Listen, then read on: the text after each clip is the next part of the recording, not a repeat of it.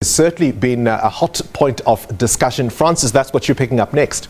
Indeed, Bongani, in the Verulam Magistrates Court, one of the 19 accused in those attacks on the Verulam Mosque north of Durban, as well as the planting of a spate of devices placed in retail stores in KZN since May this year, has been granted bail. The 19 accused are facing 14 charges, including murder, attempted murder and terrorism.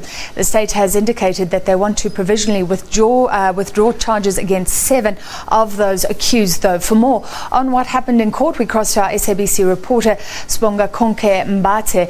Sbangakonke, thank you for being with us. So do most of them remain behind bars? What's happening? A very good evening to you, Francis. Indeed, it was once again a very long day for members of the media, the public who are interested in the case, as well as the family of the victim. Like you had mentioned, only one of the suspects was granted official bail, raising up to 100,000 rands. And the reasons behind that, he does face all of the 14 charges, but it was due to ill health that was raised by his defense. And of course, the state did not oppose bail in his regard. There was, of course, 7 accused also who were provisionally withdrawn, whose charges against them were provisionally withdrawn, and they were indeed released. And the matter was postponed to next Monday, the 22nd of October.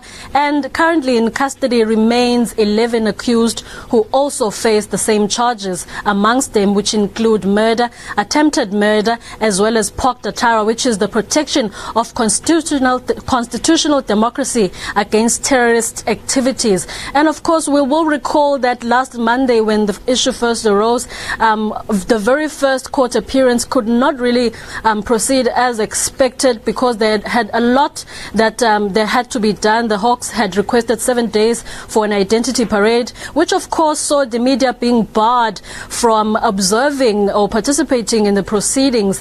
And of course, not much happened on that day. And within the 7 days that were granted, they did manage to do an identity parade, and the suspect that was granted 100,000 rand bail was not identified during the identity parade. But further investigation has been assured that it is continuing.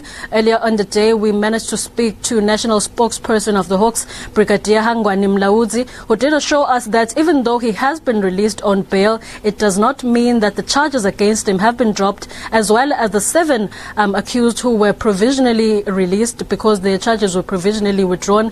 It doesn't also mean that the charges that they face are dropped in any case. And of course, the 100,000 rand bailout for the accused, his case was postponed for the 29th of November. Outside, there was once again a lot of activity, Francis. We will recall that in the previous appearance, there was a small group that protested outside, saying that those who committed this act, or the accused that have been arrested, are not Muslims. They are doing terrorist acts in the name of being Muslim. They are tarnishing the Muslim community, and they're just attacking the Shia Muslims who belonged to the mosque that was attacked. They're just attacking them for believing in a particular set of religion, but they're all Muslims, but the accused are not Muslims. They must not do terrorist acts in the name of the Quran. And of course, once again this morning, we saw a large number of demonstrators outside courts who identified themselves as members of the Imam Hussein Mosque, which was the mosque that was attacked in May, calling for no bail for the suspects, all of them.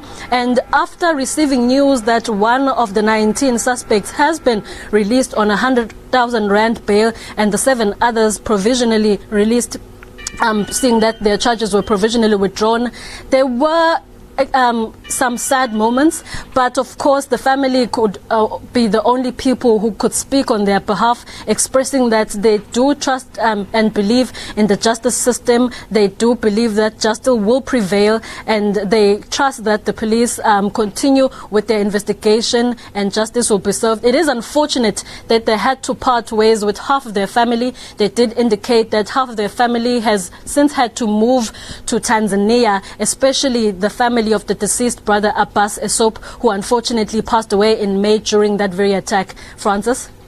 All right, so these are the men accused of brazenly walking into the Verulam Mosque with knives and planting those devices that caused fear across KwaZulu-Natal. Sbangakonke Mbatha, thank you for reporting for us.